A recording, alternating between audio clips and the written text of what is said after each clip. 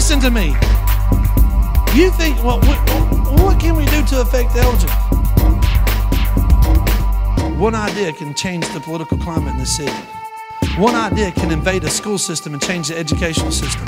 One idea, one expectation and hope in your heart. God, will you speak to me? Will you show me, Lord? Father, I want to know how to do this. Lord, give us some wisdom. Give us some ideas from heaven, Lord. We've done all we can do, Lord. We've preached and witnessed. We've knocked on doors. We've done everything we know to do. But Lord, we want to hear from you, God. We have an expectation that you're going to speak to us.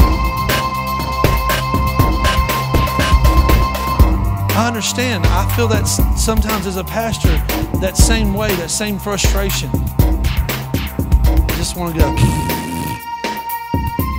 Why? Because people want a title. They don't want the gravity and the responsibility of the title. That's another message for another day. Say, faith is the substance of things hoped for. It's amazing. In Nepal, there were true slaves. And I was telling you about this, right? Slaves, modern day slaves. And this man had a burden. He was a pastor. He's frustrated being a pastor. Why? Because he was trying to feed a bunch of sheep that are already fed. It's hard to feed a baby when it's full. Many of you have children. You ever try to feed that baby when he's full? It's like, it's all over. He's finally taking the food and slinging it on the wall. It's like, enough. I don't want any more to eat.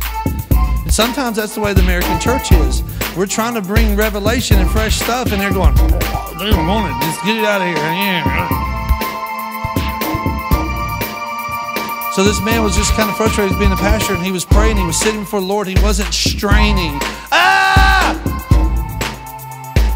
I don't come walking into the house to talk to my wife and go, Laura, Laura, Laura, Laura, Laura, Laura. Oh, Laura, Laura, Laura, Laura. I just say, hey, Laura. I'm not trying to be insulting. There's times when we do cry out, but we need to approach God in a relationship basis and not in a...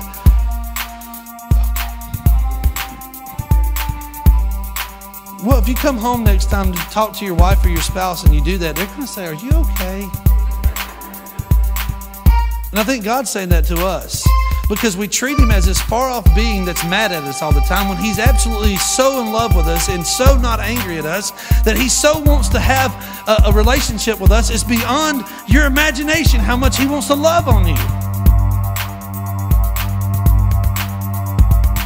So this guy had an idea that he would get some coffee beans from Nepal and bring them back to America, have a friend of his roast them, and then start selling the coffee beans to raise money to go back and buy these slaves.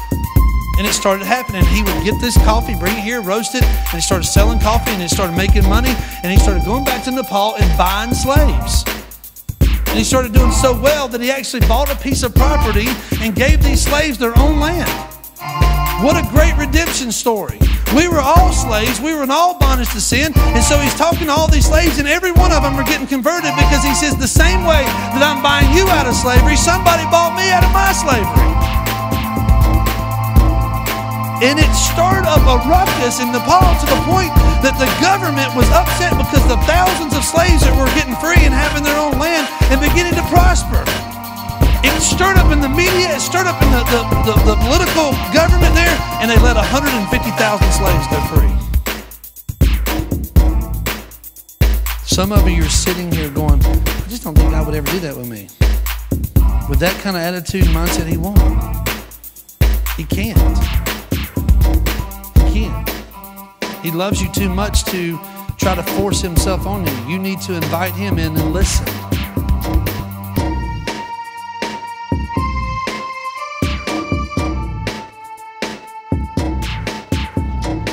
One idea can change the political climate in the city.